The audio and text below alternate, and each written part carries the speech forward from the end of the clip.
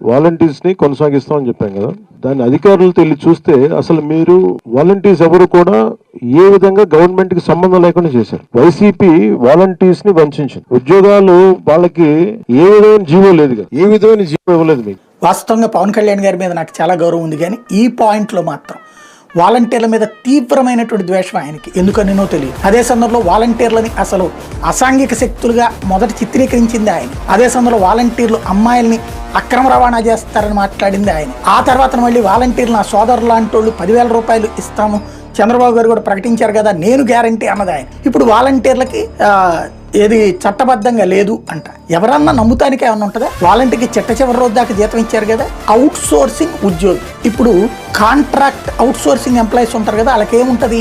జీవోనే ఉంటుంది. ఇది కూడా జీవో ఇచ్చారు కదా, ఆ జీవోని సవాల్ కూడా చేసింది కదా ఇదివరకు జనసేన హైకోర్టులో. జీవోని హైకోర్టులో జనసేన కదా సవాల్ చేసింది. ఆ తర్వాత తీర్పు కంటిన్యూ అయింది కదా, కంటిన్యూ చేసుకోమని చెప్పింది కదా. ఎలక్షన్స్ అప్పుడు కూడా జీవోనే కదా సవాల్ చేసింది, వీళ్ళు వాలంటీర్ల సిస్టమ్నే కదా సవాల్ చేసింది. మరి సిస్టమ్ లేనప్పుడు ఎట్లా చెప్పారు? సిస్టమ్ లేనప్పుడు 10,000 రూపాయలు ఇస్తామని ఎట్లా చెప్పారు? సిస్టమ్ లేనప్పుడు ఎక్కడి నుంచి వస్తుంది? ప్రతి ఏడాది ఎక్స్టెన్షన్ అన్నటువంటి జరుగుతుంది. ఇప్పుడు మొన్న టీచర్లు చేయలేదా? 11 నెలల తర్వాత ఒక నెల ఆపి మళ్ళీ చేయడం, వీళ్ళకి 11 నెలల తర్వాత కంటిన్యూ చేసుకొస్తారు, మళ్ళీ 11 నెలలు, మళ్ళీ 11 నెలలు. ఇది ఒక రొటీన్ ప్రాసెస్, ఇది సహజ సిద్ధమైంది. అవుట్ సోర్సింగ్ వాలంటీర్ అనేటటువంటి వాడు